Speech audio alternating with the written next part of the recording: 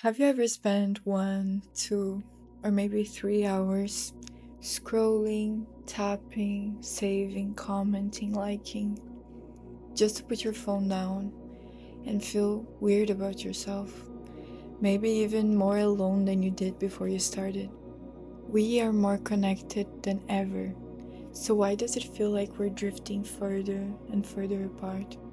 Today, we are going to explore the architecture of our 21st century isolation, the bubbles that filter our feeds, the comfort that keeps us numb, and the communities that we stopped showing up for. Let's ask, what are we really missing?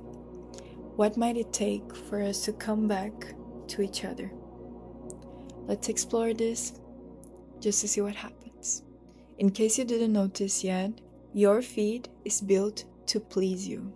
It learns what makes you pause, what makes you nod, and what makes you feel seen. But that precision, the one that even feels like an obsessive type of love, can quietly become a cage. When your digital world is tailored just for you, you stop bumping into difference, into challenge, and into growth.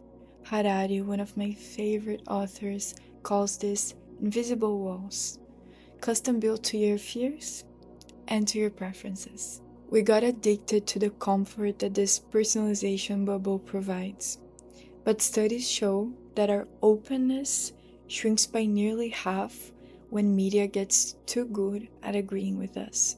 We keep scrolling and tapping, liking and saving, and teaching the algorithm to become even more personalized for us. Without friction, our curiosity starts to fade. And without curiosity, real connection becomes nearly impossible. Sherry Tuckle writes, "We've sacrificed conversation for mere connection. We replace the messy, awkward, beautiful ritual of being with each other for filtered updates, heart reactions, and 15-second clips. We are losing the fluency of real-time presence, reading faces, sensing moments of silence, and holding discomfort." Do you remember when the Facebook era began? The promise was clear. More connection, more community. Human beings closer than ever before. At first, it felt true. We were connected with our childhood friends, we uploaded our camera pictures, we built our digital neighborhoods. But somewhere along the way, things radically shifted. Sharing for the purpose of connection turned into perfectly curated images of our lives. Presence and closeness became a ritual of performance. Now, most of our interactions are between avatars, the filtered versions of ourselves we present to each other. You are not relating to the person, you are relating to their profile, and they to yours. These are synthetic relationships, polished on the outside and hollow on the inside. The aesthetic of intimacy without the mess or the meaning. But I get it, discomfort is hard.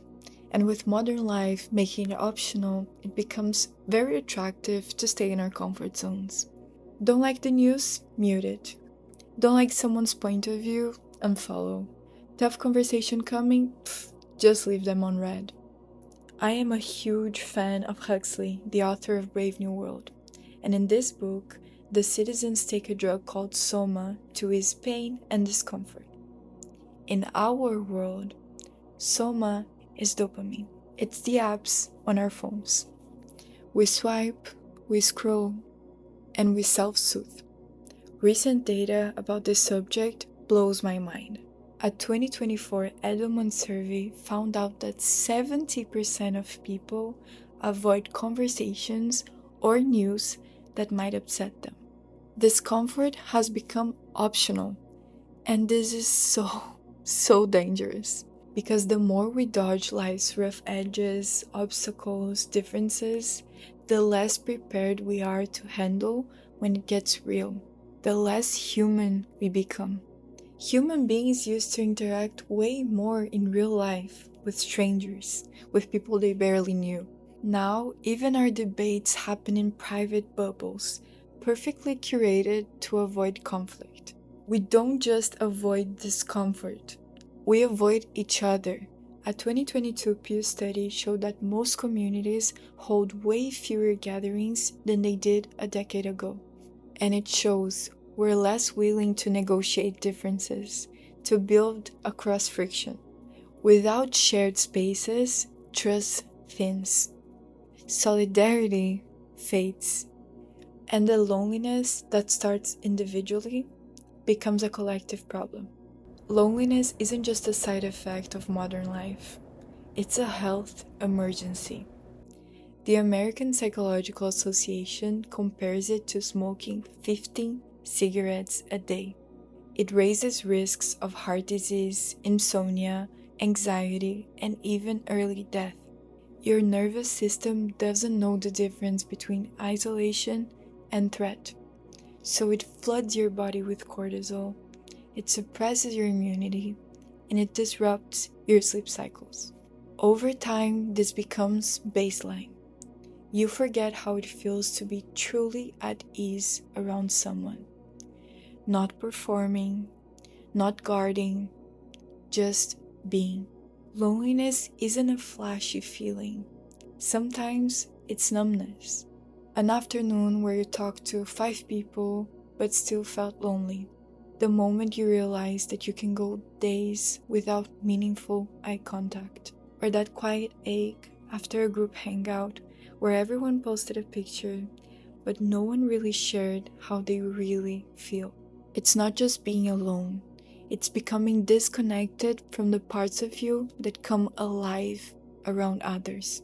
The you that laughs too hard, or that sits in silence and feels held.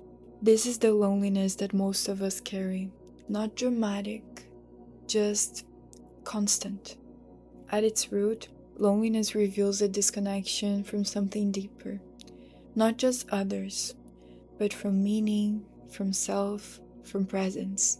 In a world that rewards filters and performance, it's easy to forget who we are when no one's watching. Spiritual loneliness happens when we lose touch with the part of ourselves that feels connected to something bigger. Call it God, love, the universe, whatever makes sense to you. And that disconnection leads us to a place of further numbness. And now, with this whole context, something new enters the space. AI that listens, that responds, that remembers. It's recent, but it's so real. More and more, people are asking chatbots for advice, comfort, and even companionship. And I understand why. There's safety in it. No risk, no judgment. According to Sam Altman, the CEO of OpenAI, Gen Z and millennial users now consult tools like ChatGPT before any major life decisions. Almost like a digital best friend. And I get it. There's comfort in talking to something that always replies, always agrees, and never interrupts. But that's the problem. It affirms what we already believe.